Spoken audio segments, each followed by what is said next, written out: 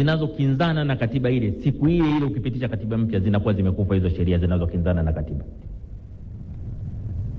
Ndio maana kama nina kitu cha kuwaambia Watanzania, ningewaambiwa hebu makamu wa rais waambie Watanzania jambo moja tu. Wakisema una jambo la kuwaambia Watanzania moja tu, unapewa nafasi ya mwisho, sema moja, nitasema pambaneni mpate katiba mpya.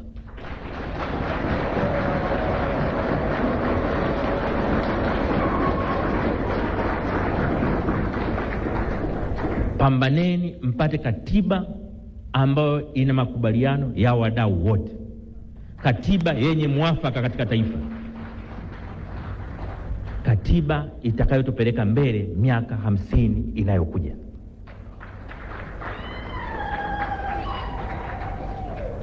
Katiba ambayo kila Mtanzania popote alipo atajisikia fahari kujitambulisha, mimi natoka Tanzania.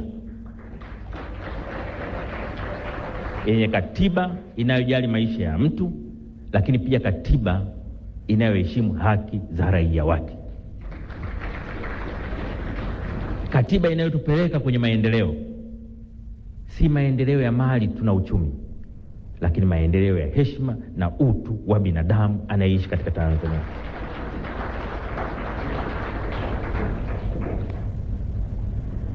Ili uwe na hakika ya kupata katiba mpya, moja ya mambo ambayo ni muhimu sana, mambo ambayo ni muhimu sana ni utashi wa kupata katiba wa rais aliyoko madarakani. Nataka niwaambie bila kuwadanganyeni, kwa mujibu wa katiba yetu, rais anapokaa kwenye kikao cha baraza la mawaziri, baraza la mawaziri haliamui, linashauri. Mawaziri wanapokaa na rais wanamshauri rais, rais ndiye anaamua. Kwa hata ajenda za baraza la mawaziri anayeamua ziingie zitoke ni rais. Akisema hii haitaingia miaka 100, haitaingia. Ndio maana mimi nilipokuwa katibu mkuu wa chama, wakati nasimamia uandishi wa draft ya ilani ya uchaguzi ya CCM, kamati ya ilani ya CCM tuliwapa kazi ya kutafuta maoni nchi nzima kujua watu wanataka nini. Na katika maoni walisema Watanzania wanatamani katiba mpya. Wakaja kuniambia Watanzania wanataka katiba mpya. Nikamwambia mwenyekiti wa ile kamati na wenzake, nikamwambia sikilizeni, jambo lenyewe zuri, lakini sasa hivi tayari tuna mgombea wa urais na tunategemea atakuwa rais. Ni vizuri atuhakikishie kwamba atalisimamia hilo, tusiliweke kitu ambacho hakitatekelezwa. Tukakubaliana, na mimi nikaenda kumuona Mheshimiwa Rais wakati ule kama mwenyekiti wangu wa chama, mimi katibu mkuu. Nikamwambia Mheshimiwa mwenyekiti, kamati imekuja kuniona ya ilani, inasema moja ya mambo makubwa waliobaini kwa wananchi waliokutembea huko, wananchi wanataka katiba mpya. Nimekuja kukuuliza, una utashi, unataka ili jambo liingie kwenye ilani ya CCM? Akanijibu hivi, katibu mkuu, tume ya haki jinai niliyoiunda, katika moja ya mapendekezo yake nayo ilibaini kwamba Watanzania wanataka katiba mpya, na niliwaahidi kwamba nitalitekeleza. Siwezi kuacha ahadi yangu, liwekeni.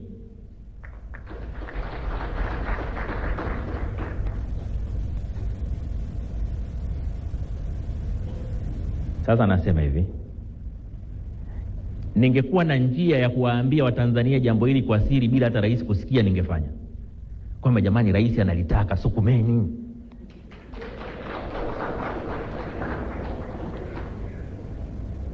Lakini mazingira ya ruhusu, inabidi tuniseme kwenye jukwaa kwamba jamani, ili Rais Samia analitaka, anataka litekelezwe.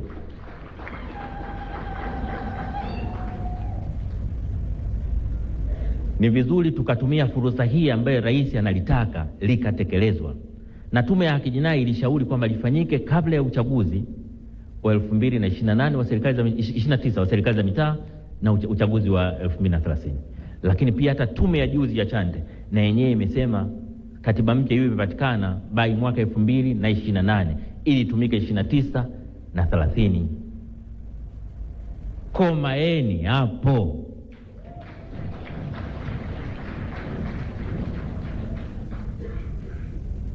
Tusisubiri aje rais ambaye hataki katiba mpya. Katiba iliyoko sasa rais binafsi ataitaka tu kwa sababu inampa nguvu zisizo na maana.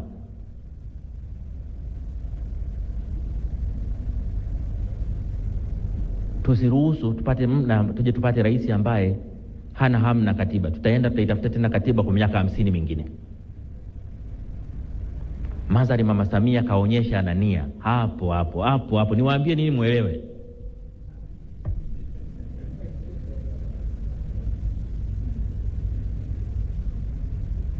Lakini hata yale mapendekezo ya Tume ya Haki Jinai yako zaidi ya 350 ambayo ameagiza yatekelezwe. Nataka niwaambieni, yapitieni ya mapendekezo. Kama yakitekelezwa, nchi yetu haitabaki ilivyo sasa hivi. Kuna mambo ya ovyo ovyo mengi yanafanyika hapa. Rais kasema tusolve haya mambo, tuyaondoe.